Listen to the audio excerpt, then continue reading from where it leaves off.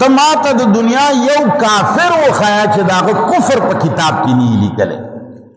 روس یو داسې مذهب لري چې هغه ته الحاد وایي چې هغه خدای مني نه هغه خبر هم کتابونو لیکلي خو لږ خدا سوچ وکړه چې دا کتاب لیکلی چا دی سنیانو ته خلق راوستل بخارا او د سمرقند خلق او هغوی کتابونه ولیکل داسې خو یې ویلی نشو چې زه پیغمبر یم ځکه چې بیا خو ته خلکو څرمنې ستا خو وی چې دا پیغمبر ویلی قال رسول الله بس هغې نه بخاري مسلم ابو داود ترمذي نه د پیغمبر کتابونه جوړ شو الان کې لیکلي چا دي ایرانیانو مجوسی نسل خلقو لیکلي دي راویان هم ټول تقریبا چې دغه سیدي سوا د کړی هغه ابتدا نه چې صحابي نوم یې ورسره ټچ کړی دی شیعهګانو ته کتابونه دقسې خلقو ولیکل داسې خو یې ویلی نشو چې پیغمبر لیکلی دی داسې یې دعوه نه شوه کوی چې دا علي لیکلی دی هلکه ملا کتاب ولیکلو او ویې چې خوب مې ولیدو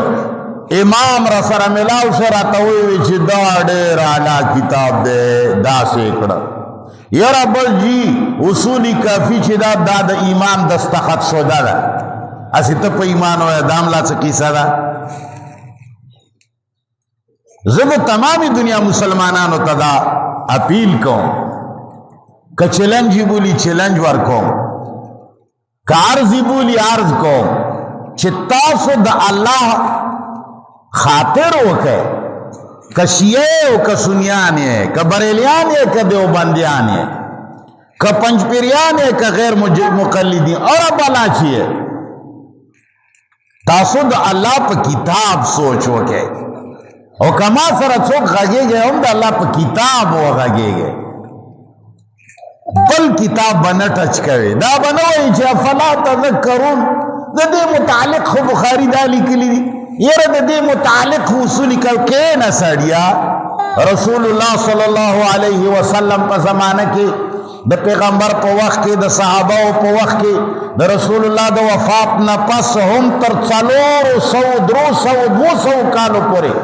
نو اصول کافی و نه بخاری و نه مسلم و نه ابو داود و نه ترمذی و دا قرآن بیا هم حاکم و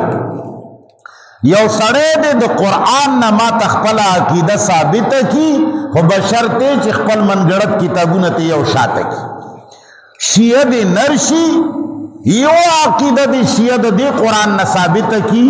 خود خپلو کتب اربعه په زور نه